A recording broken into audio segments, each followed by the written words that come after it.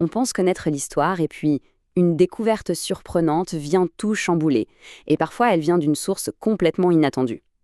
Aujourd'hui, on va s'intéresser à la façon dont un très jeune innovateur a, en quelque sorte, réinventé une partie de l'histoire de France. Allez, on rentre direct dans le vif du sujet. Il s'agit d'une des reliques les plus célèbres et les plus iconiques de l'histoire de France. La tête momifiée qu'on a longtemps attribuée au roi Henri IV. Pendant des années, on a cru l'avoir retrouvée, authentifiée. Mais est-ce que c'était vraiment la vérité? Eh bien, il semblerait que non. Une nouvelle étude vient tout balayer. Et la conclusion, elle est sans appel. Les recherches qui ont mené à l'identification de ce crâne étaient tout simplement fausses. La tête qu'on pense être celle du bon roi Henri n'est pas la bonne. Point. Alors, on se demande, qui est derrière une affirmation aussi audacieuse? Un historien chevronné? Une équipe de scientifiques de renommée mondiale? Pas vraiment non. La personne qui est arrivée à cette conclusion n'avait que 13 ans au moment de son étude. Oui, 13 ans. Ce qui nous amène, bien sûr, à la personne au cœur de cette histoire, assez incroyable. Alors faisons connaissance avec ce jeune chercheur qui, à un âge où on est au collège, a réussi à défier des certitudes historiques bien établies. Il s'appelle Maël Debrou-Moreno. C'est un jeune homme qui est un vrai passionné d'histoire européenne. Déjà très engagé localement, il est membre actif du Cercle d'histoire de Pont-à-Celle. Mais ça ne lui a pas suffi, il a carrément fondé sa propre organisation, le Trio du Lotier. Mais là où ça devient vraiment unique, c'est ce mélange des genres. Il allie l'histoire et le code informatique. Et c'est justement cette approche un peu hors norme qui a permis de démystifier l'histoire de la tête d'Henri IV. C'était la preuve qu'on pouvait faire de l'histoire autrement.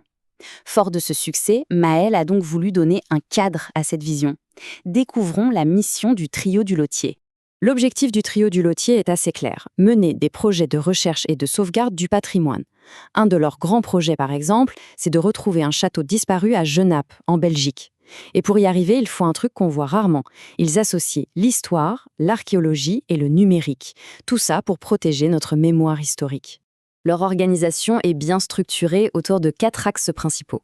D'abord, il y a la recherche pure, avec cet objectif un peu fou de retrouver le château du Lotier. Ensuite, la sauvegarde du patrimoine, de manière plus générale. Le côté numérique, bien sûr, où ils utilisent l'intelligence artificielle. Et enfin, un pilier super important pour eux, la transmission. L'idée, c'est de rendre l'histoire accessible, en particulier aux plus jeunes. C'est vraiment cette approche qui les rend si spéciaux. Mais alors, concrètement, comment est-ce qu'ils appliquent la technologie pour explorer le passé? Voyons ça de plus près. Ce qui est fascinant dans leur démarche, c'est ce contraste. D'un côté, on a la recherche classique, les archives papier qui sentent la poussière. De l'autre, leur approche innovante. Les archives deviennent des bases de données. Les vieilles cartes sont enrichies par des cartographies créées par intelligence artificielle. Et les indices matériels sont analysés avec des outils numériques. C'est ni plus ni moins qu'une modernisation de la discipline. En fait, leur vraie force, c'est ce mélange. Ce n'est pas juste de l'histoire ou juste de l'informatique, c'est un carrefour où tout se croise. L'histoire, l'archéologie, le code et même l'engagement citoyen. C'est en combinant tous ces domaines qu'ils arrivent à complètement renouveler la recherche sur notre patrimoine. Bon, les outils, les méthodes, c'est super. Mais au fond, quel est le but de tout ça? Pourquoi est-ce si important? Eh bien, il s'agit de rien de moins que de construire un avenir pour notre mémoire collective. Leur philosophie, elle tient en 3 mots. Rendre l'histoire accessible, vivante et attractive. Le but, ce n'est pas juste de faire des découvertes dans son coin, c'est de les partager.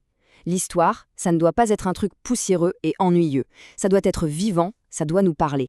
Et pour la rendre attractive, cette histoire, ils ont un plan bien précis. D'abord, créer des contenus pédagogiques de qualité. Ensuite, utiliser des formats modernes, comme des podcasts et des vidéos. Et enfin, et c'est peut-être le plus important, développer des projets qui sont pensés spécifiquement pour les jeunes, pour s'assurer que le flambeau soit bien transmis. Et leur ambition ne s'arrête pas là, loin de là. L'objectif final, c'est de construire un grand projet citoyen collaboratif à l'échelle européenne. Un projet qui réunirait des chercheurs, des institutions, mais aussi de simples passionnés.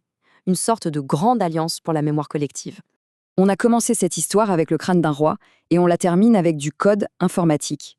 L'aventure de Maël Debrou-Moreno nous laisse avec cette question, qui est assez vertigineuse. Et si l'avenir de notre passé, si la prochaine grande découverte historique ne se trouvait plus seulement enfouie dans la terre, mais cachée, quelque part, dans une ligne de code?